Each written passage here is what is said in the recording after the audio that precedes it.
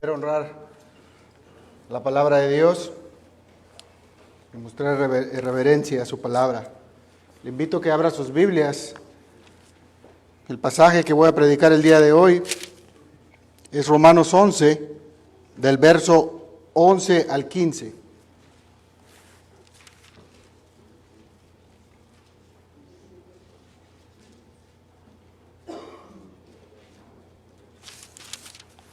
Romanos 11, verso del 11 al 15. Y así dice el Señor. Digo pues, ¿han tropezado los de Israel para que cayesen? En ninguna manera. Pero por su transgresión vino la salvación a los gentiles, para provocarles a celos. Y si su transgresión es la riqueza del mundo, y su defección la riqueza de los gentiles, ¿cuánto más su plena restauración? Porque a vosotros hablo, gentiles, por cuanto yo soy apóstol a los gentiles, honro mi ministerio, por si en alguna manera pueda provocar a celos a los de mi sangre, y hacer salvo a algunos de ellos. Porque si su exclusión de la reconciliación del mundo es la reconciliación del mundo, ¿qué será su admisión sino vida de entre los muertos? Vayamos al Señor en oración una vez más. Padre, venimos ante tu trono celestial por la obra de nuestro Señor Jesucristo, quien reina en todo lugar, quien venció la muerte al resucitar al tercer día para darnos vida de entre los muertos, y que un día regresará en gloria, en dominio y con poder para vencer a sus enemigos y establecer su reino. Ya que su nombre es digno de ser exaltado, a ti rogamos que nos guíes en esta mañana por el poder de tu Santo Espíritu que mora en todo creyente, para dar convicción y para poder poner atención a lo que nos hablas por medio de tu palabra. Y esto para conocerte más y más, Señor, por tu voluntad y por nuestra sumisión, seamos conformados a la imagen de tu Santo Hijo, a quien damos gloria, hoy y siempre. Amén. Puede tomar asiento, hermanos. Y bueno, ya tenemos bastantito tiempo estudiando juntos las cartas de los romanos, ¿verdad? Llevamos algunos años que ya hasta perdí la cuenta. Y quiero decirle de manera personal que yo he encontrado la carta a los romanos como algo que se debe de estudiar, meditar y disfrutar, pero con mucho cuidado. Es una magnífica carta que, siendo sincero, es la que a mí se me ha complicado un poquito, es la que más ha sido difícil de comprender. Y sabemos que el apóstol Pablo está escribiendo a la iglesia que estaba en Roma, que estaba compuesta por judíos y por gentiles, pero en su mayoría eran gentiles. Y sabemos que su ministerio estaba basado principalmente hacia los gentiles. Y son las mismas escrituras las que nos enseñan de lo que Pablo era capaz. Su pasión no era porque él era asalariado o porque era su trabajo con el cual sustentaba a su familia o a sí mismo, o porque tenía el deseo de ser exhibido ante los hombres, ser apreciado por los hombres. No, sino que su pasión no estaba fundada en esas emociones superficiales o en cosas terrenales. La pasión del apóstol estaba fundada básicamente en el enfoque en el reino de Dios. Su mirada estaba en las cosas de arriba, donde realmente importan al final. Un ejemplo que usted puede ver en su tiempo está en 2 Corintios, en el capítulo 11, versos del 16 al 33, para que lo haga eso en su propio tiempo, de todo lo que Pablo había pasado. Bueno, más bien son algunas cosas que de las que Pablo había pasado. Y también lo vemos en su carta a Timoteo, en 2 Timoteo 2:10, dice: por tanto, todo lo soporto por amor a los escogidos, para que ellos también obtengan la salvación que está en Cristo Jesús y con ella gloria eterna. El apóstol deseaba ver el poder de Dios a través del Evangelio. Era su gozo el ver cómo gentiles que estaban lejos de Dios, ahora estaban con Dios por medio de Cristo Jesús. Pero vemos también cómo esto le afectaba a él de manera personal, ya que él mismo deseaba ser anatema. Él mismo quería, si de ser posible, cambiar su salvación para dársela a sus hermanos, a sus parientes israelitas. Y creo que lejos de pensar de que Pablo estaba loco por decir estas cosas, nosotros también podemos comprender lo que Pablo estaba pasando. ¿Sabe? A mí me gusta ver mucho cuando hay reuniones especiales de bautizos y de testimonios de las personas que se convierten al Señor. Es algo que trae mucho gozo, pero a su vez también trae algo de dolor para mí, porque pienso en mis seres queridos que no son salvos. Pienso que cada vez más se acorta el tiempo y la muerte se aproxima cada día más y más. Y si no están en Cristo, pues entonces no tienen la salvación. Y no estoy hablando de un sentir pecaminoso, de envidia, sino un dolor genuino provocado por amor a nuestros parientes, a nuestros amigos, a nuestros conocidos, nuestros compañeros de trabajo, a nuestros vecinos. La Biblia es clara que sin Cristo no va a haber salvación. Así que Pablo se consideraba a sí mismo listo para morir. Incluso él había abandonado toda práctica judía que era basada en la justicia propia, para demostrar que de esa manera el evangelio que él predicaba era el mismo que se encontraba en las escrituras del Antiguo Testamento, que fue dado a los judíos. Y esas mismas escrituras mostraban que Jesús es el Mesías. Pablo no se apoyaba en métodos pragmáticos para evangelizar. Él usaba la escritura todo el tiempo. Él no usaba todo aquello que estaba de moda, algo que podía atraer a la gente, sino que usaba todo el tiempo las escrituras, que es la palabra de Dios. Pero bueno, como la mayoría de nosotros sabemos, y lamentablemente los judíos rechazaron a su Mesías, rechazaron el evangelio de Dios para su salvación. Esa salvación que Dios les había prometido, y ellos decidieron voluntariamente ignorar para establecer su justicia propia en vez de la justicia de Dios. Y eso es algo que acabamos de ver hace poco en Romanos 10, versos 2 al 3, dice: porque yo testifico a su favor. Pablo está hablando sobre los judíos. Dice: yo testifico a su favor de que tienen celo de Dios, pero no conforme a un pleno conocimiento.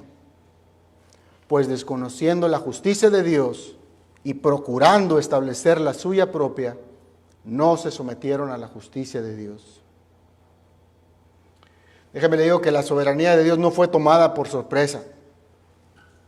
Pablo menciona antes en el capítulo 9 de que no todo aquel que dice ser israelita lo es de verdad, y que Dios ha escogido a un remanente para mostrar su fidelidad a Israel.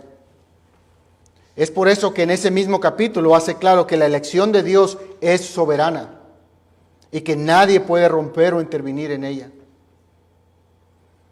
Pero como acabamos de ver hace unos versículos anteriores en este mismo capítulo 11, y me refiero más particularmente en el verso 8, dice: como está escrito, Dios les dio espíritu de estupor, ojos con que no vean y oídos con que no oigan, hasta el día de hoy.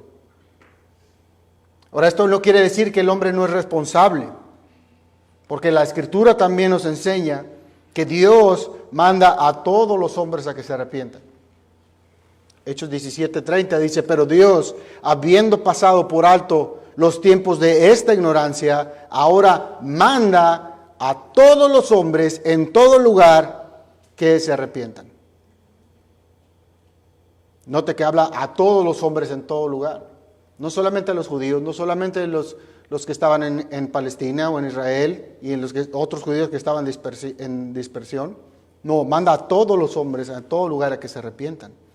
Y no es que se requiera 50% de soberanía divina y 50% de responsabilidad humana.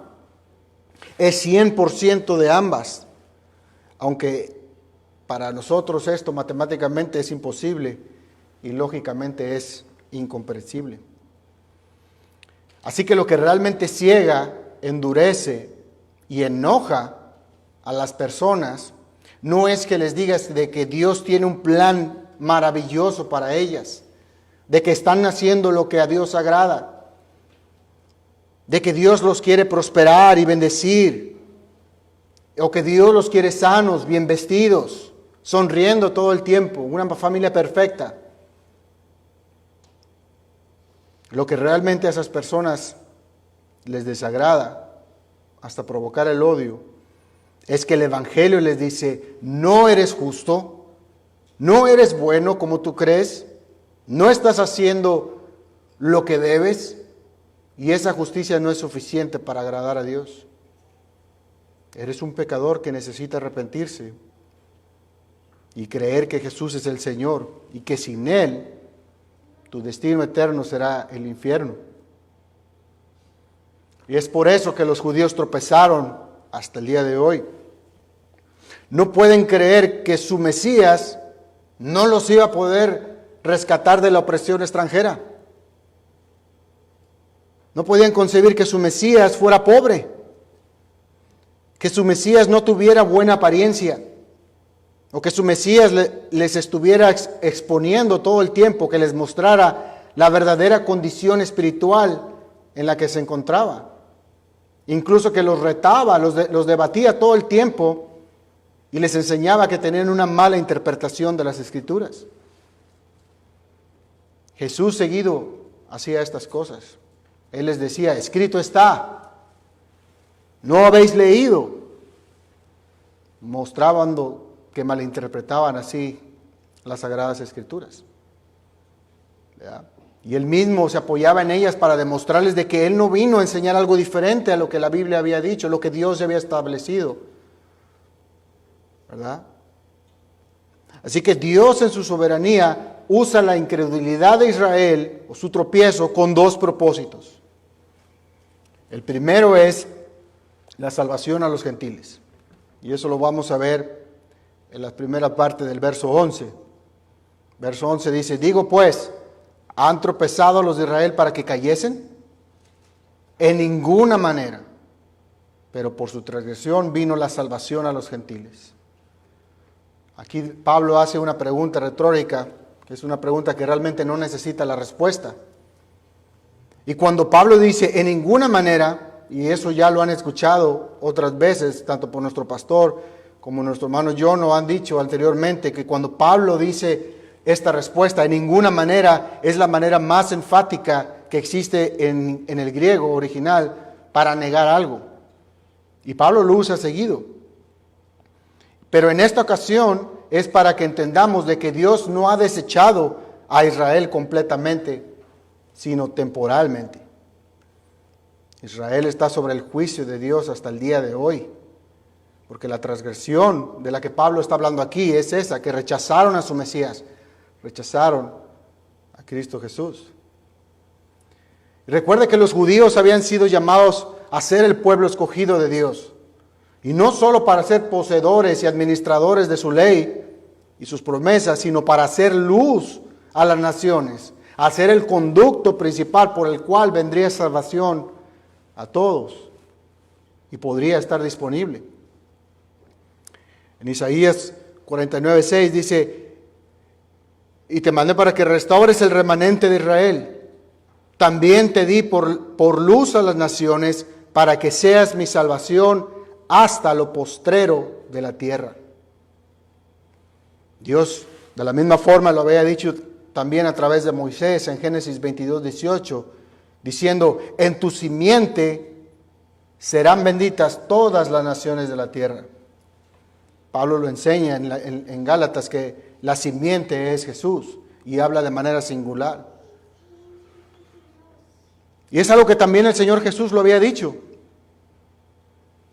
Los judíos tenían la idea de que solamente la salvación era para ellos y todos los demás no estaban disponibles, los veían lejos de Dios.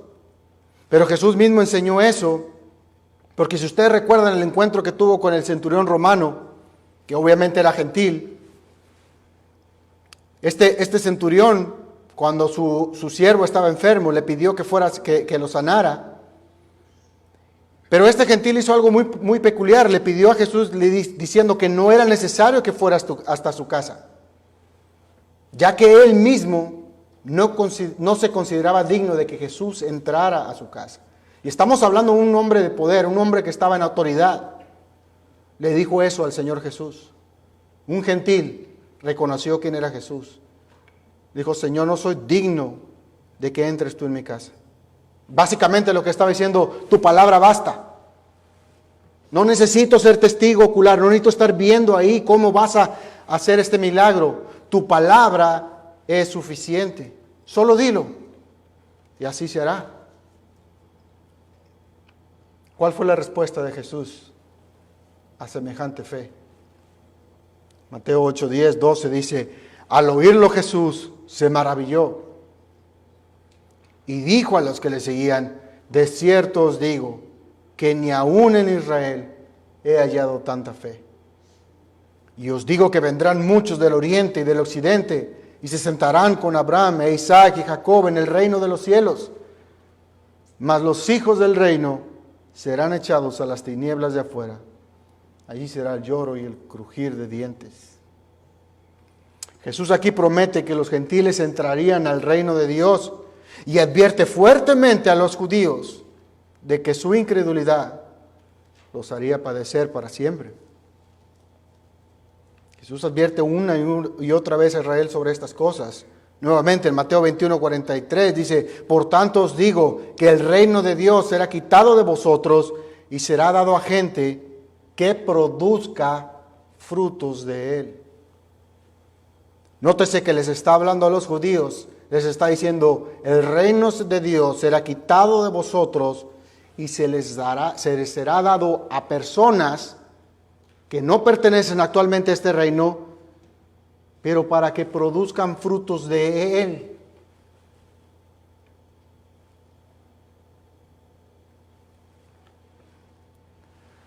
Ahora, aunque la salvación para los gentiles vino a consecuencia de una incredulidad de Israel hacia Jesús, como ya había dicho, esto no pescó a Dios desprevenido.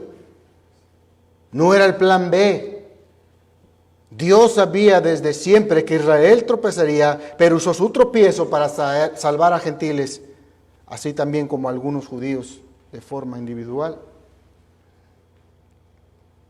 Por eso el comentario de William Hendricks al respecto dice lo siguiente, cito sus palabras, dice: Pablo nos informa ahora que el propósito de Dios al endurecer a aquellos que se habían endurecido a sí mismos, ese propósito es últimamente un propósito de gracia y lo es para el beneficio de los gentiles y de los judíos. Fin de la cita. Ahora recuerda que todo el tiempo la salvación ha sido por gracia mediante la fe, ¿verdad? En el Mesías, en Jesucristo. Todos los creyentes del Antiguo Testamento creyeron a Dios y su promesa de redención. Incluso a esos creyentes antes de que naciera Israel. Como Noé, por mencionar a uno, todavía no había ni siquiera nacido Abraham, ni Isaac, ni Jacob.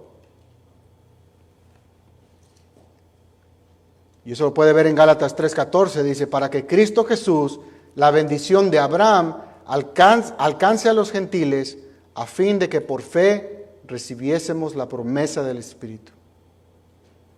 Básicamente ese es el motivo. Esto no es algo nuevo. No es algo que, como dije, pescó a Dios desprevenido. Dios tenía desde un principio claro de que Israel iba a fallar, pero era desde el plan, desde antes de que creara todas las cosas, era la manera que iba a utilizar para salvar a los gentiles también, no solamente a los judíos. Y ese es el primer propósito que vemos que Dios utiliza con el tropiezo, la falla de Israel. Ahora, el segundo propósito de Dios lo vamos a ver a partir de la última parte del verso 11 hasta el 15.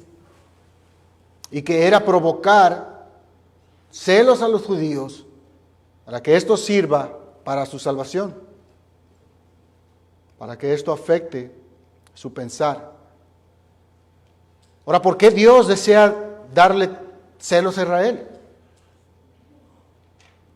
Pablo ya lo había mencionado en el capítulo anterior, ¿verdad? En el capítulo 10 utilizó una referencia al Antiguo Testamento, en Deuteronomio 32, 21. Pero vayan conmigo a Deuteronomio 32, y no solamente vamos a leer el verso 21 que Pablo hace referencia en Romanos 10, vamos a leerlo desde el 16 para entender mejor el contexto.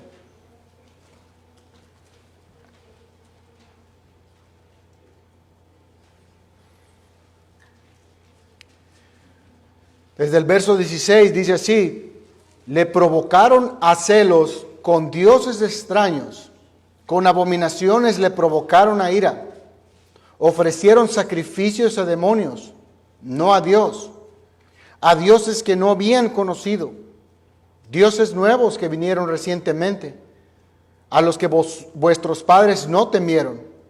Despreciasteis a la roca que te engendró y olvidasteis al Dios que te dio a luz. Y el Señor vio esto y se llenó de ira a causa de la provocación de sus hijos y de sus hijas. Entonces él dijo: esconderé de ellos mi rostro, veré cuál será su fin, porque son una generación perversa, hijos de los cuales no hay fidelidad.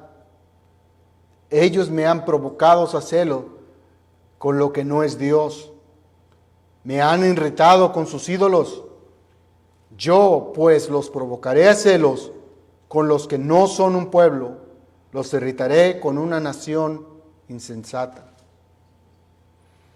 Israel había provocado a Dios y le causó celos, porque ellos, en lugar de seguir y obedecer al único Dios verdadero, quien estaba con ellos, decidieron caer en idolatría con dioses falsos. Por eso Dios ya había establecido, como dije desde un principio, que haría lo mismo a ellos.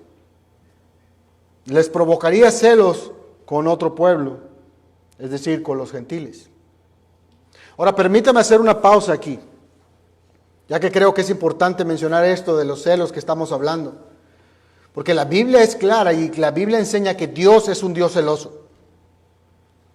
Deuteronomio 4:24 dice: porque el Señor tu Dios es fuego consumidor, un Dios celoso. En Deuteronomio 5, en el siguiente capítulo, donde vemos la ley, en el segundo mandamiento dice: no te harás ningún ídolo, ni semejanza alguna de los que están arriba en el cielo, ni abajo en la tierra, ni en las aguas debajo de la tierra. No los adorarás, ni los servirás, porque yo, el Señor tu Dios, soy Dios celoso. Nuevamente Deuteronomio 6:15 lo menciona, y también lo puedes ver en Éxodo 34:14. Dios es celoso incluso de que se le sirva a Él solamente y de la manera en que Él establece. En Santiago 4, versos 4 y 5 dice: oh almas adúlteras, ¿no sabéis que la amistad del mundo es enemistad hacia Dios? Por tanto, el que quiere ser amigo del mundo se constituye enemigo de Dios. ¿O pensáis que la Escritura dice en vano: Él celosamente anhela el Espíritu que ha hecho morar en vosotros? Dios es celoso de su santo nombre. En Ezequiel 39:25 dice: por tanto, así dice el Señor Dios: ahora restauraré el bienestar de Jacob y tendré misericordia de toda de la casa de Israel y me mostraré celoso de mi santo nombre. Y déjame decir una cosa más: incluso es por el perfecto celo de Dios por el cual mandó a su Hijo. Fíjate muy bien lo que dije. Es por el perfecto celo de Dios por el cual obró todas las cosas para mandar a su Hijo para traernos salvación. Isaías 9, 6 y 7 dice: porque un niño os ha nacido, un hijo nos ha sido dado, la soberanía reposará sobre sus hombros, y se llamará su nombre admirable consejero, Dios poderoso, Padre eterno, príncipe de paz. El aumento de su soberanía y de la paz no tendrán fin sobre el trono de David y sobre su reino para afianzarlo y sostenerlo con el derecho y justicia desde entonces y para siempre. El celo de Dios, el Señor de los ejércitos, hará esto. El celo del Señor de los ejércitos hará esto. Ahora quise mencionar estas cosas para aclarar lo que se está hablando en la Escritura aquí sobre el celo, porque sé que mencionar simplemente tener celos trae una connotación negativa o se puede ver en la actualidad como algo mal, pero recordemos de que Dios no es como nosotros. Él es perfecto, su amor es perfecto, pero ¿sabe también que su ira es perfecta, su enojo, su odio, sus celos son perfectos?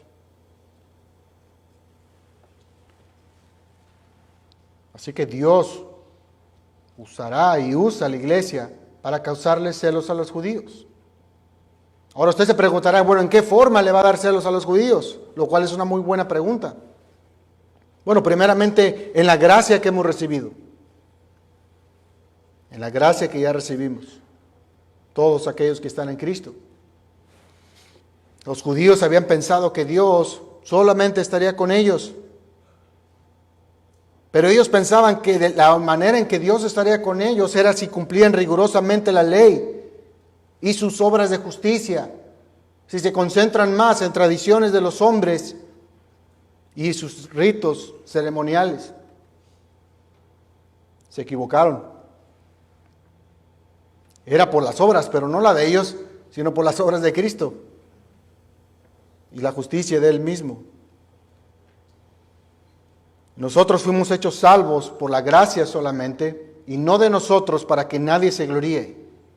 Sé que lo he escuchado una y otra vez, todo el tiempo, tanto en estudios, en clases y desde el púlpito. Entienda, la salvación vino solamente a través de la obra de Dios, para que nadie se gloríe, para que nadie tenga algo de qué jactarse en sí mismo. ¿Por qué es tan importante esto? ¿Por qué somos tan enfáticos una y otra vez los que tenemos oportunidad de enseñar aquí sobre estas cosas? Déjame le digo, porque ¿no es eso acaso la diferencia de entre los que están en Cristo a los que no están? ¿No es eso lo que separa al cristianismo bíblico de todas las otras religiones que existen en todo el mundo? Ellos se esfuerzan y se esfuerzan y se esfuerzan y se esfuerzan todo el tiempo para poder agradar a Dios. Y de nosotros simplemente no hubo nada que pudiésemos hacer, porque hemos comprendido de que no hay nada bueno de nosotros, y es por eso que Dios se hizo hombre, para cumplir lo que ningún hombre puede cumplir. Solo por la gracia de Dios somos salvos.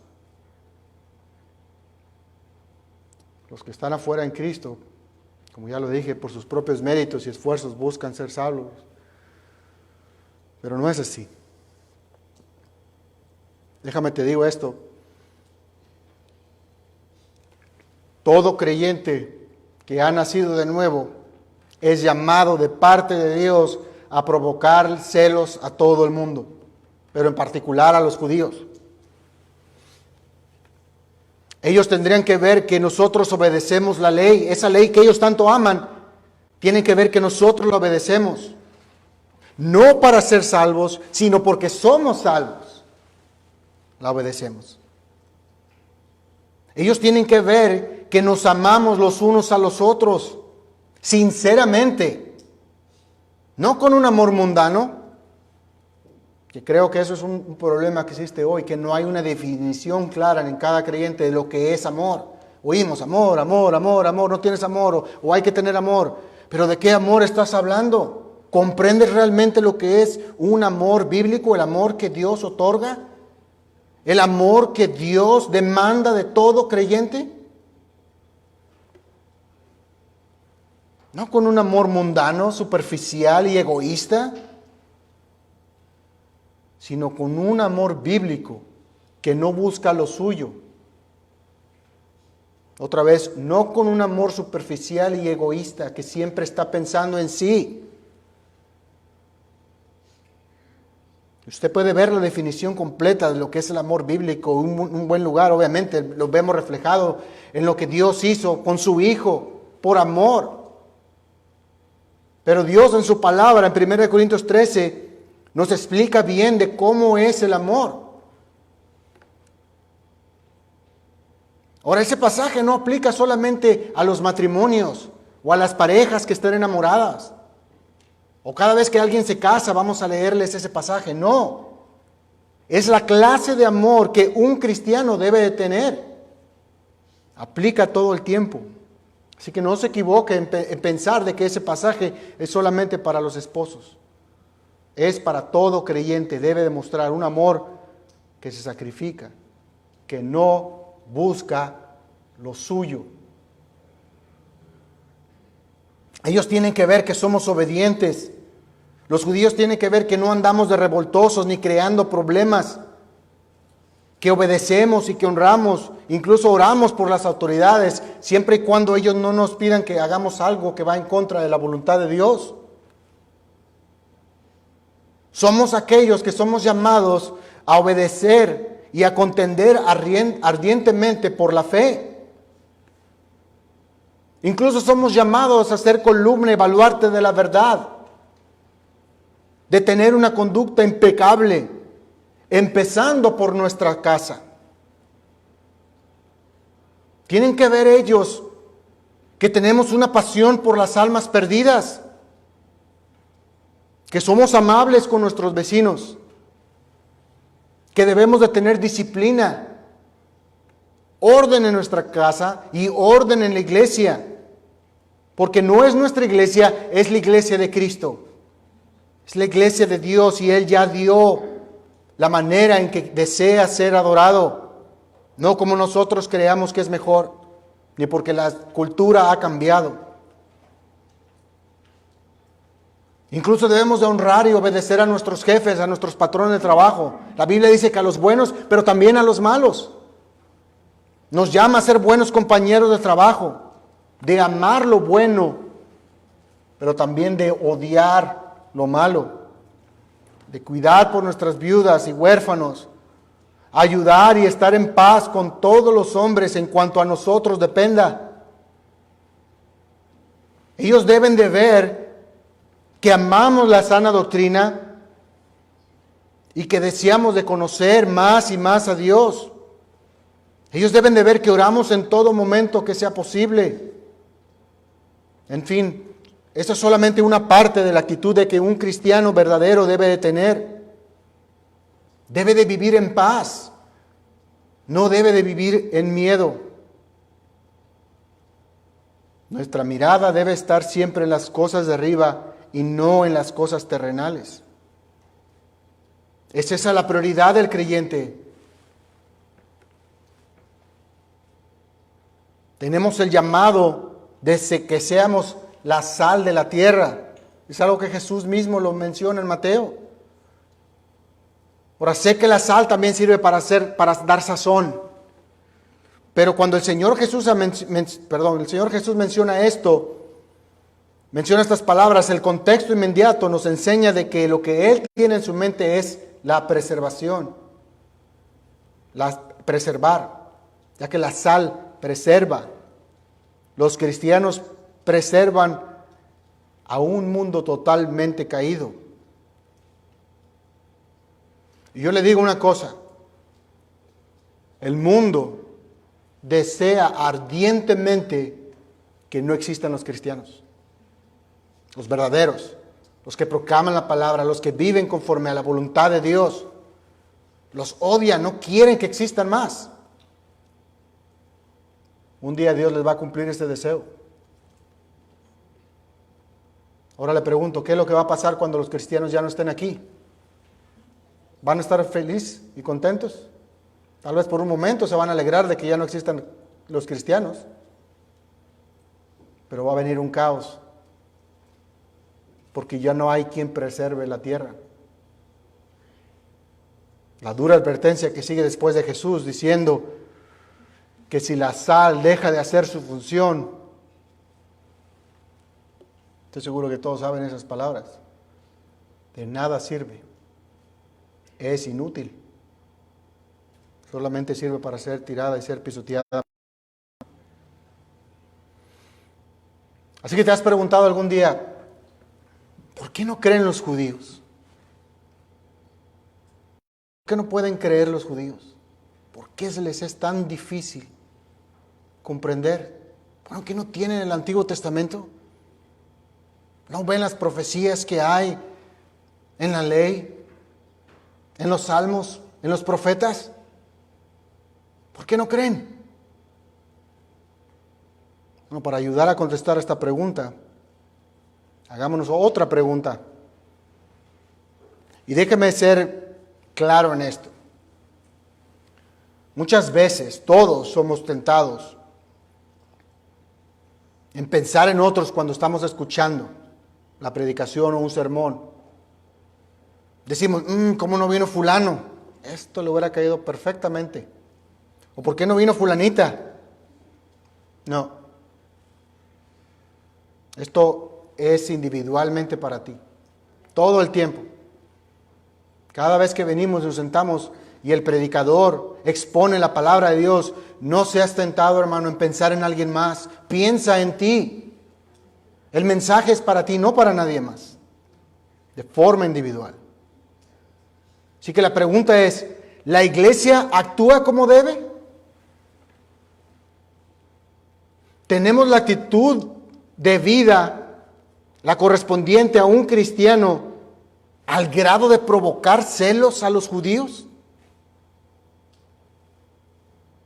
y a todos los demás? ¿Provocas tú de manera individual celos al mundo con tu vida cristiana?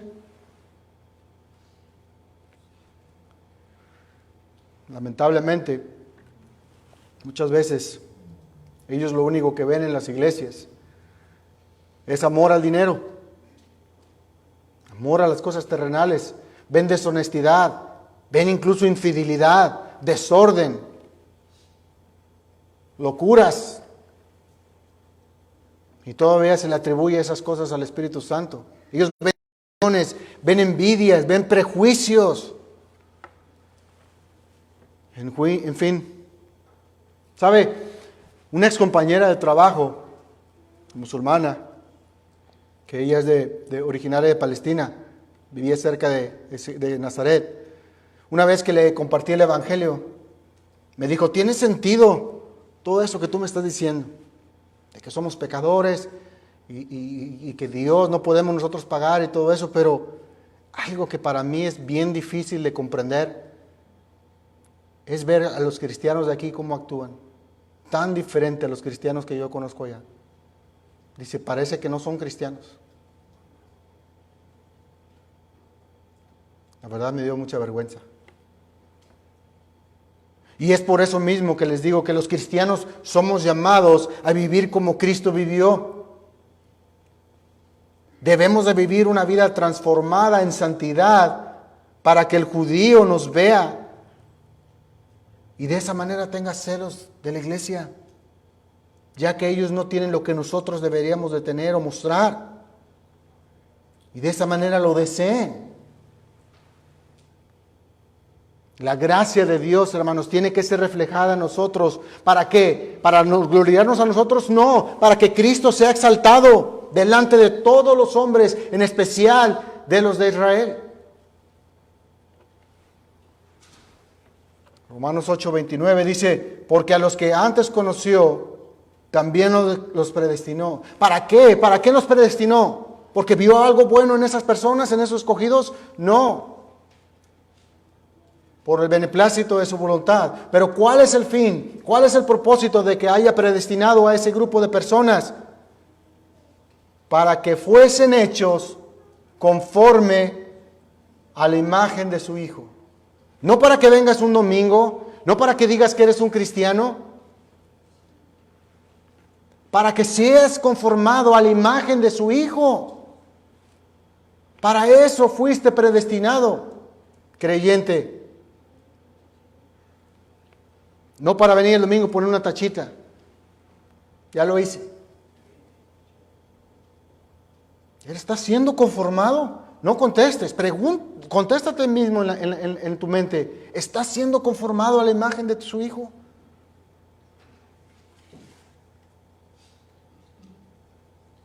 Por eso coincido con el comentario del doctor John MacArthur. Dice lo siguiente, cito sus palabras. Dice, todo cristiano debería tener deseo de hacer manifiestas las realidades espirituales de una vida transformada que logrará atraer a los judíos incrédulos a la creencia de nuestro Señor y su Mesías. Debería tener un testimonio tal que despertara los celos, a fin de cumplir el deseo divino de poner su fe en el Hijo de Dios. Fin de la cita. Ahora, nótese que no estoy haciendo un llamado a ser pragmático, ni ser políticamente correctos, ni ser hipócritas, para que de esa manera los judíos y el mundo nos vean que somos buenos y eso. O sea, que yo actúe de una manera en mi casa y vea a un judío y me porte muy bien. No. Estamos hablando de una vida transformada en realidad. En hacer lo que nos corresponde, lo que Dios nos llama y exige y espera de todo creyente. Y déjame decirte, si lo haces, ¿qué crees que va a pasar? El mundo te va a odiar. Y no es porque me agrade que ser maldecido por las personas o estar peleando con la gente. No, es porque Jesús lo dijo. Proclama la verdad, proclama el evangelio, actúa como cristiano para que veas cómo te va en tu trabajo. Para que veas qué es lo que pasa en tu familia, entre los demás. Proclama la verdad. La Biblia dice, el Señor dice que es así. Para que veas cómo te va a ir. Sé firme, sé fiel a Dios. Para que veas cómo te va a ir. ¿No vemos ese ejemplo durante todo el tiempo con los profetas en el Antiguo Testamento? Y también en los apóstoles, los hombres que siguieron a los apóstoles, en los padres de la iglesia. Y durante todo el tiempo. Durante toda la historia de iglesias, hombres que proclaman la verdad fueron quemados, fueron destruidos sus hogares, su familia. ¿Por qué? Porque decían, ¿Dios los ama? No, porque decían, arrepiéntense de sus pecados y vengan a los pies de Cristo. Por eso los odian, porque proclaman la verdad. Jesús mismo lo dijo. Dijo, el mundo los van a odiar, porque a mí me han odiado. Es decir, si yo, que soy el autor, yo soy Dios mismo caminando entre ustedes, entre el mundo, me odian a mí, ¿cómo no los van a odiar a ustedes? Así que déjame te digo algo nuevamente. Si nunca has sido odiado, rechazado, vituperiado por ser cristiano, por proclamar la verdad, ¿sabes cuál es el motivo? Porque los del mundo no se han dado cuenta de que tú eres creyente. Ellos creen que eres igual que ellos.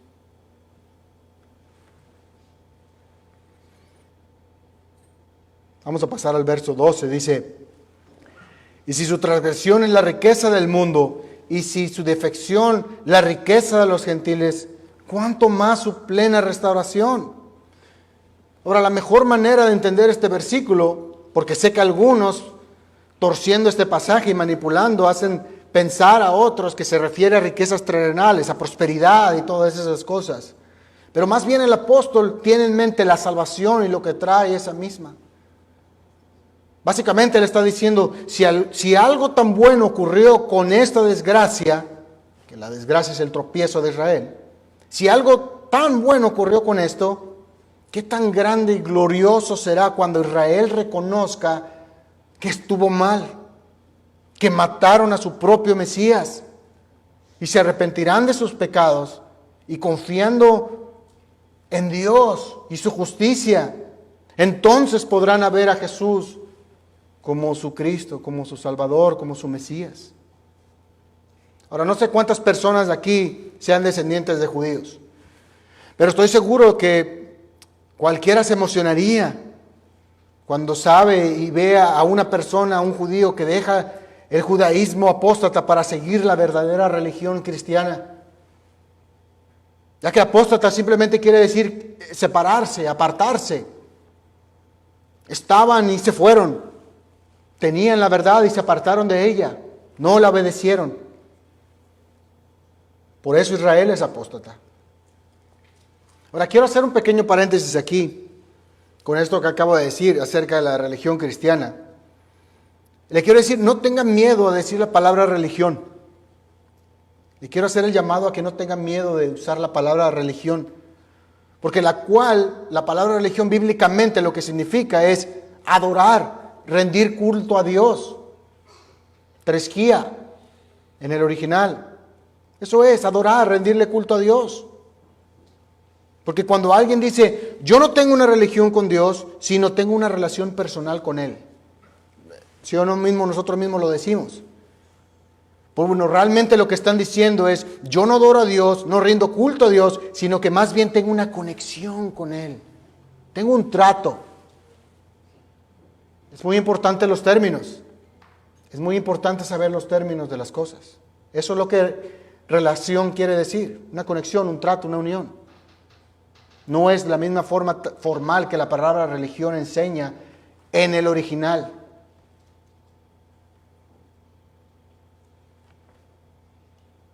Y también quiero entender por qué muchas veces se hace esa mención, ¿verdad? Se hace más que nada, no estoy siendo pragmático ni quisquilloso, sé que se hace muchas veces para distinguirse de otras religiones falsas o sectas, tal vez, ¿verdad? Legalistas o liberales, ¿verdad? Y tal vez otra manera en que mucha gente lo dice, prefieren usar ese término de religiones para atraer a otras personas que no quieren saber nada de la religión. Es una manera simplemente pragmática, es pragmatismo eso. O sea, hay varias causas. Pero yo solamente los quiero hacer pensar al decirles que todo mundo tiene una relación con Dios. Todos. Los ateos tienen una relación con Dios. Los musulmanes, los budistas, testigos de Jehová, mormones, todos tienen una relación con Dios. Todos. La diferencia es que los que están en Cristo tienen una relación buena y en paz. Y los que no están en Cristo tienen una relación mala con Dios. Y su ira permanece sobre ellos. Esa es la diferencia nada más. Así que no tengan miedo de identificarse con la religión cristiana. Decíamos que es de gran gozo ver a los judíos convertirse en cristianos. Porque han dejado atrás los ritos superficiales del judaísmo para seguir a Cristo. Han dejado de seguir su propia justicia para buscar la justicia de Dios. Ahora ellos son discípulos y seguidores de Jesús y forman parte de su iglesia, que somos todos unos en Cristo. Es decir, no existe tal cosa como una iglesia de gentiles y una sinagoga de judíos creyentes en Jesús. Eso no lo va a encontrar nunca en las Escrituras. Jamás. Gálatas 3:28. Ya no hay judío, ni griego, es decir, gentil. No hay esclavo ni libre, no hay varón ni mujer, porque todos vosotros, gentiles y judíos, sois unos en Cristo Jesús. Ya no hay tal importancia en esas cosas. Ambos, judíos y gentiles, somos unos. Somos cristianos. La iglesia cristiana está formada por ambos. En la primera carta de Pedro usted puede ver que se está dirigiendo a los de la dispersión y sabe que eso es una referencia que se hace a los judíos que vivían fuera de Palestina. También en otras cartas lo menciona, Santiago, en fin. Y a ellos mismos más adelante el apóstol Pedro les llama cristianos, a los de la dispersión. Nuevamente es importante poner atención a los términos. Verso 13. porque a vosotros hablo, gentiles, por cuanto yo soy apóstol a los gentiles, honro mi ministerio. Aquí vemos algo muy interesante y me gustaría que pongamos atención a esto, porque Pablo está haciendo una distinción. Pablo crea una división, por decirlo de una manera, hacia las personas a las cuales se está dirigiendo. Ya habíamos dicho desde un principio y sabemos que la carta a los romanos iba dirigida a la iglesia que estaba en Roma, en la cual había judíos y gentiles. Pablo aquí está diciendo, ok, judíos háganse para acá, a vosotros hablo, gentiles. ¿Se podría imaginar que eso pase hoy en día? Ya sea por un pastor, o por un anciano, por un líder, que haga esto el día de hoy, que se dirija a un grupo de personas solamente con el propósito de amonestar, advertir, enseñar algo. No sería muy aceptable el día de hoy, ¿verdad? Pero esto vemos que es hablado bíblicamente de ser necesario. Así que Pablo afirma a su audiencia de que su llamado principal es hacia los gentiles. Pero aún y con eso vemos cómo Pablo no dejaba tampoco de predicarle a los judíos, a cualquier lugar que él iba. Él no decía, bueno, eso a mí no me corresponde, ese no es mi llamado, mi llamado es a los gentiles. Ahí le dejamos a los judíos a Pedro o a Bernabé o a alguien más. No. Esto nos demuestra la humildad y el amor que el apóstol tenía para los perdidos. Su amor sobrepasaba todo eso. Y es algo digno de imitar por nosotros. Es decir, esto es mi ministerio, esto es lo que yo hago. Alguien más va a hacer lo otro. No es así.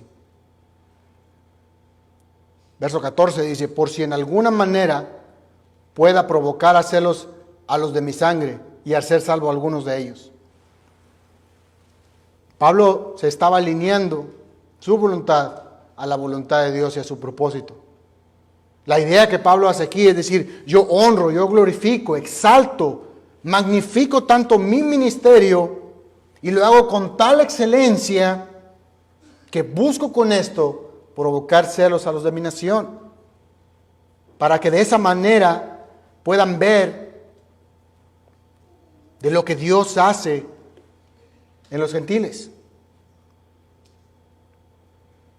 O sea, él no se concentraba en decir, que voy a hacer lo básico que me corresponde. Voy a hacerlo, lo voy a magnificar de tal manera que los de su nación volteen y que digan, wow, esto es algo no normal, cualquiera puede hacerlo así, pero magnifícalo, exáltalo, hazlo con una excelencia total y dedicación. Eso es lo que vemos, la actitud que Pablo está mostrando. Eso es lo que él está diciendo. Y como dije, él siempre va alineado a la voluntad de Dios. Ya estoy a punto de terminar, hermano, no se preocupe. Verso 15 dice lo siguiente, dice, porque si su exclusión es la reconciliación del mundo, ¿qué será su admisión sino vida de entre los muertos? Ahora aquí hay una división entre los teólogos y académicos en cuanto a la correcta interpretación o el exégesis de este pasaje, de este verso.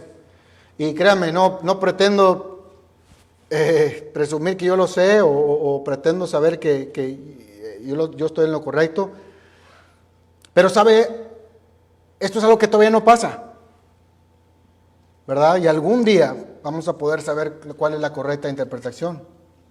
Pero en lo personal yo me inclino a pensar, al ver todo el contexto, de que Pablo se refiere aquí en cuanto a lo que es el nuevo nacimiento que proviene de parte de Dios y de su obra de regeneración.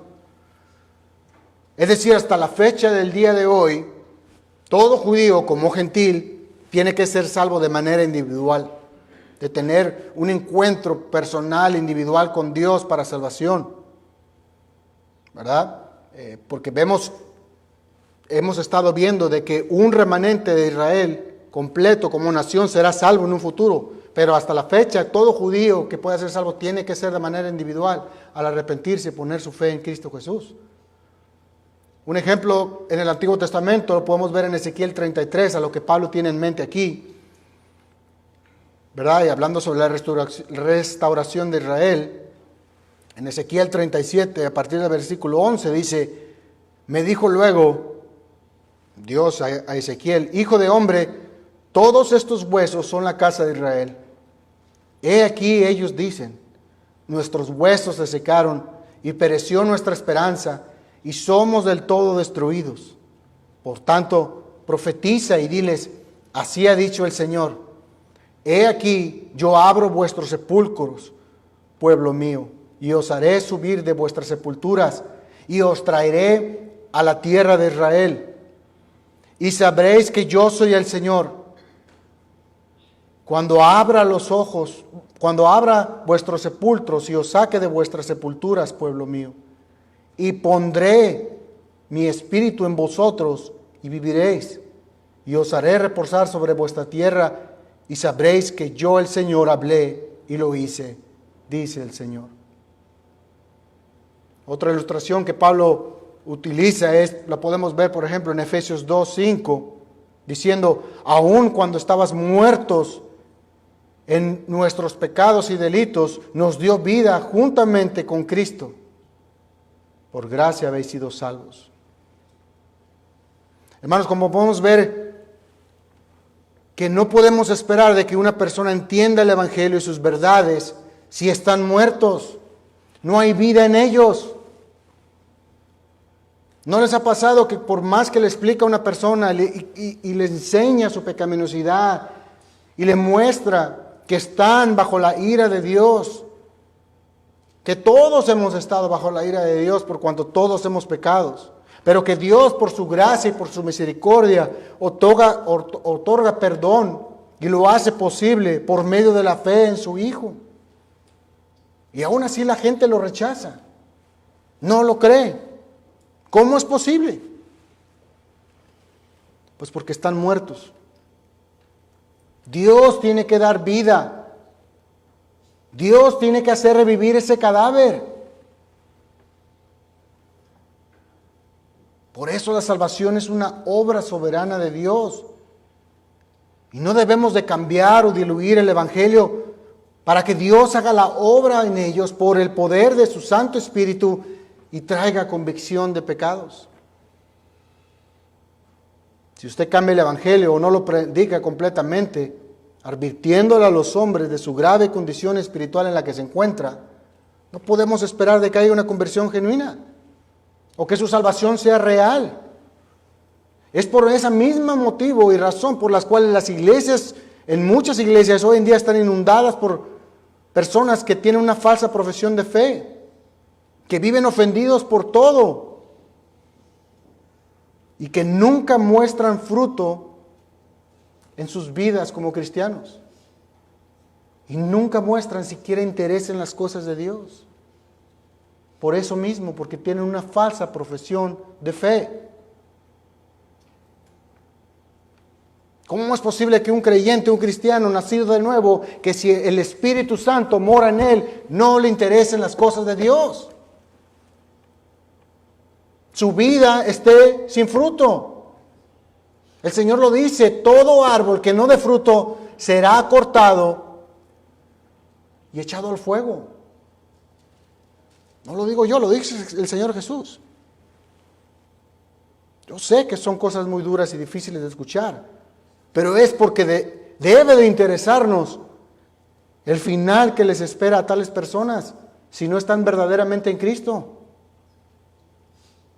Bueno, ya dijimos que hasta el día de hoy cada judío tiene que ser salvo individualmente, pero en un futuro Israel como nación serán salvos, ese remanente será salvo.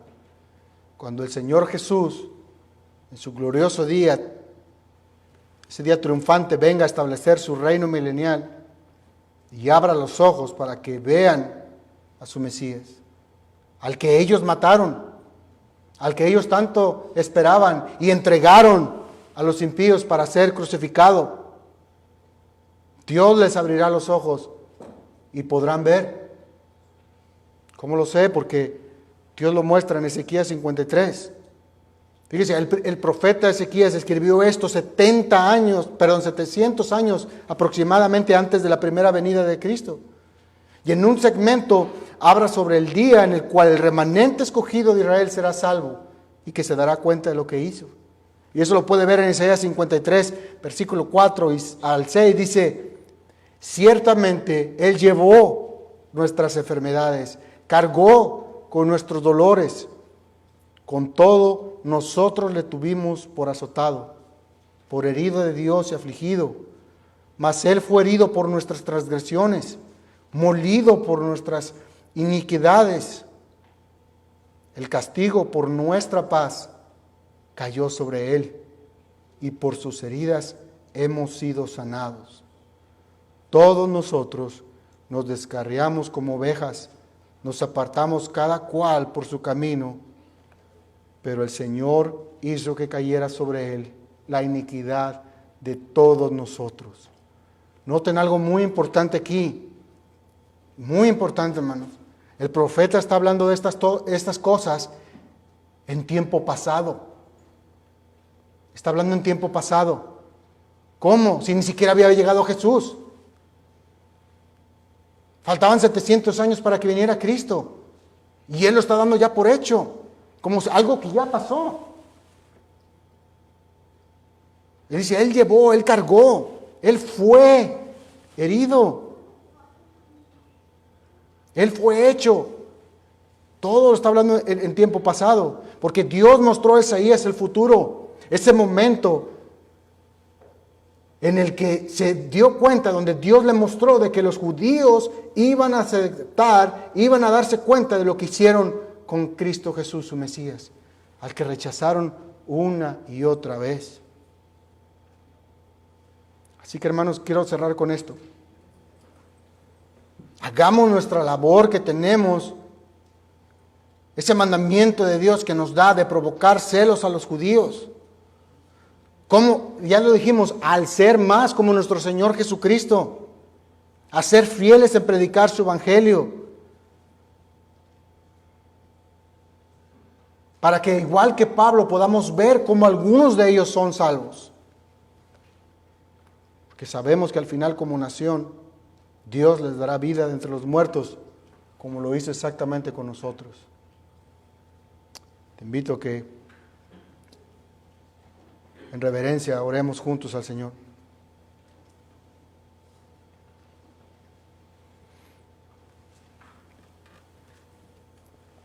Padre bueno, gracias te damos, Señor, porque por tu gracia hemos sido salvos. Y esto no de nosotros, sino todo, Señor, es obra tuya. Tú, Señor, y solo tú puedes dar vida a los muertos. Así como nuestro Señor Jesucristo de manera soberana dio la orden a Lázaro para que se levantara, así tú obras en todos los pecadores por tu palabra y por el poder de tu Santo Espíritu que trae convicción. Rogamos, Señor, que nos perdones a todos por no ser más como tú, por no ser como tú quieres, por no ser como tú nos exiges a los creyentes que debemos de ser. Ayúdanos, Señor, a cambiar todo aquello que sea necesario en nuestras vidas. Enséñanos a ser más humildes. Permite estas cosas, Señor, para que de esa forma podamos provocar celos a Israel y al mundo entero por lo que haces tú en nuestras vidas. Ayúdanos a ser creyentes obedientes a tu palabra y así exaltar tu santo y bendito nombre, Señor Jesús. Amén.